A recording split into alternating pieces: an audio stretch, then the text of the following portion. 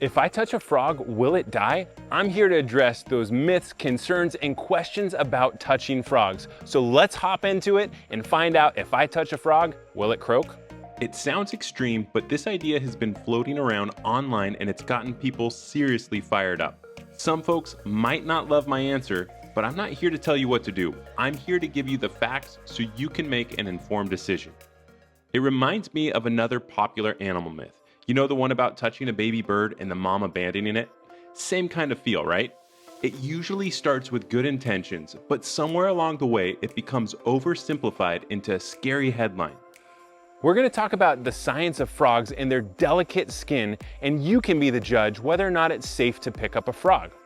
So let's talk frog skin. It's not like ours. Frogs literally breathe through their skin. It's called cutaneous respiration, and that same skin can absorb substances directly into their bloodstream. Now think about a frog sitting in a polluted pond. Most frogs also have a protective mucus layer and specialized glands that produce all kinds of compounds. Some help them stay moist, some fight bacteria, others are used for defense. I want you to think about your skin for a minute. Our skin, we can see water coming out of it when we sweat. We can also absorb things through our skin. And we know that if we get an infection on our skin, it can cause a ton of problems. And if the infection keeps growing, it could kill you as well. Same thing happens with frogs. They're covered in all sorts of glands and pores and things like that. And if they get blocked or they get destroyed, it's weakening its immune system and they can suffer infection that might later on kill them. However, frogs are meant to live, right? And if they had super delicate skin and they just died all the time, we wouldn't have frogs anyways. So this is true that if we disrupt that natural system, we can cause some major harm. But what's going to cause the most harm is the chemicals on your hand. If you're covered in bug repellent, which the primary ingredient is DEET, that is absolutely toxic. It says toxic to sea life right there on the bottle. So if you have stuff like that on your hands, definitely, it's probably going to kill that frog. Even though I've done years and years of frog research out in the wild, let's consult the experts and see some published articles and what they have to say about the sensitivity of frogs and their skin. According to a 2023 article in Nature, amphibians are the most threatened group of vertebrates on the planet. Over 40% of species are at risk. Habitat loss, pollution, disease, and climate change are the big players here, not just human hands.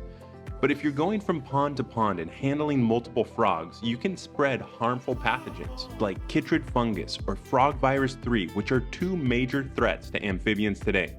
Sadly, it does look like frogs might not be around for our grandchildren to see. And so we definitely want to protect these beautiful species of animals, and seeing them in the wild is just so much fun.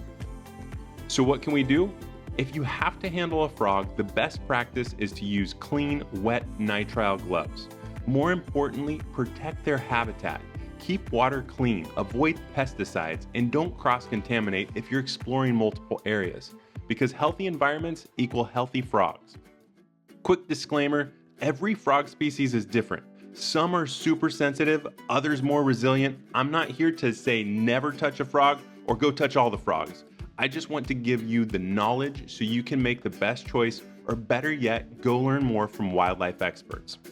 Here's a fun story. A teacher once told a group of second graders that climate change was hurting polar bears. And one kid connected the dots and told his mom, "You drive a car, you're killing polar bears." Was the kid wrong?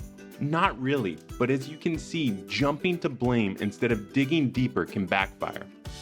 Sometimes in conservation, we lean on big, scary statements like, if you touch a frog, it dies, to drive change. But understanding why something matters is more powerful. So, can you kill a frog by touching it? Yes, it's possible, but is it the main reason amphibians are declining? Not even close.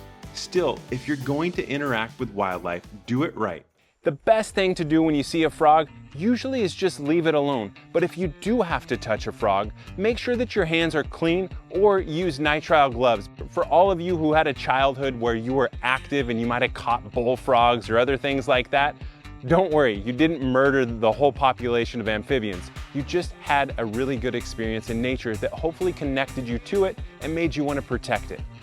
Thanks for watching Peligro Life. Don't forget to like and subscribe, and let me know if there's any animal myths that you want me to take a closer look at to see if they're true or not.